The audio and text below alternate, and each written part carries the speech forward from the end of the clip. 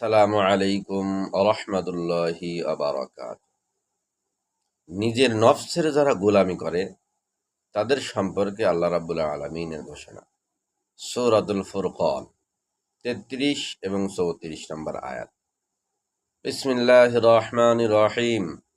আরাআইতা মান ইত্তাখাযা ইলাহাহু হাওয়া আফাআনতা তাকুনু আলাইহি ওয়াকিলা আম তাহসাবু আন আকসারাহুম ইয়াসমাউন আও ইয়াকিলুন ইনহুম ইল্লা কাল আনআমি বাল হুম আদাল্লু সাবিলা।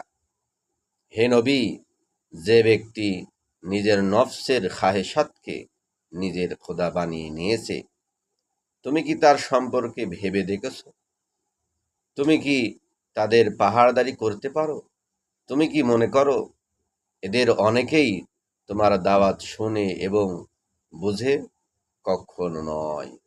এরা তো একেবারে জন্তু জানোয়ারের মতো, বরং তার থেকেও নিকৃষ্ট।